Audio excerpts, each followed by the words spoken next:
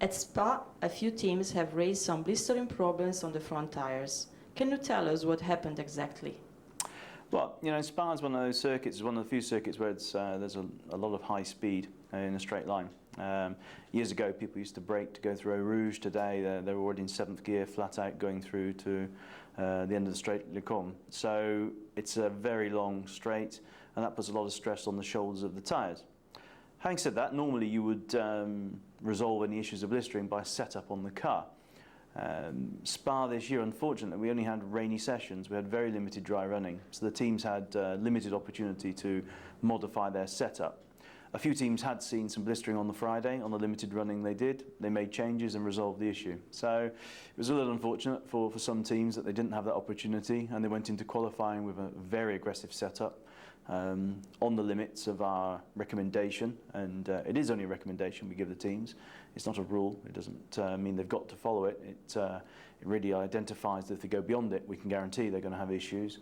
Up to that limit, depending on the chassis and the design of the car, it could or could not create problems. And as I said, some teams saw issues, backed off and resolved it fully. So a combination of effects, and it left us after qualifying, where we had 10 cars who had run on the slick tyres, with a situation where 4 of the cars had had some blistering. On Sunday morning, there was a big discussion. One team in particular was asking to change the front tyres and change the setup of the car.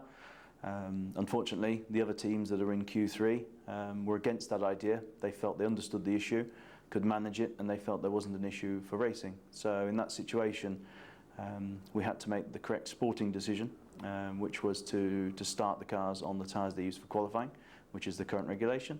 And during the discussions, it was made very clear that if a team was concerned that their setup was too aggressive, they could change the tyres, change the setup, and start from the pit lane. So there was no obligation for anybody to start. They compromised their position, but it didn't mean that they couldn't make a change.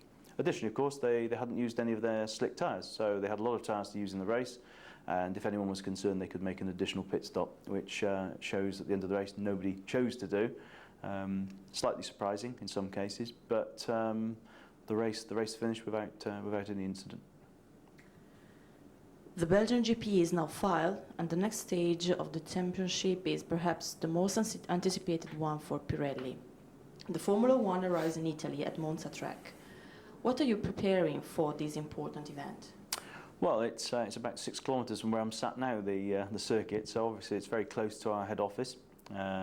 It's another event where the issue of blistering could come through, because it's a circuit where there's a lot of high speed. It's a low downforce circuit, and we'll be working with the teams on Friday to make sure the setup of the car is correct and we don't have excessive blistering. Which compound have you decided to bring to the historical circuit of Monza?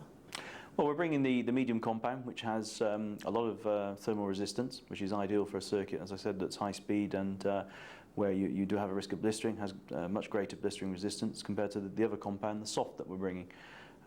We're working on a slightly reduced tread thickness for the soft, and that's to assist the blistering issue that you can get at Monza.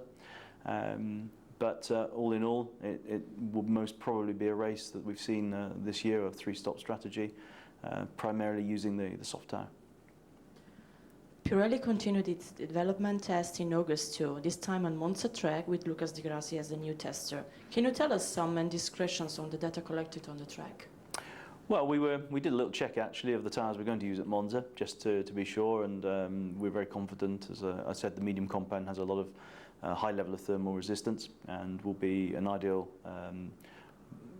product if the teams decide that they want to have something that has greater blister resistance. We also worked, of course, on next year's tyres. We've now more or less finalised the profile of the tyres for next year and the structure. We have to provide that data to the teams within September. Along with the wind tunnel tyres, the small little tyres, they use the 50 and 60% scale models of the real tyres that they use in the wind tunnel. So we're really now starting to think of 2013 already, so we're working a lot in advance.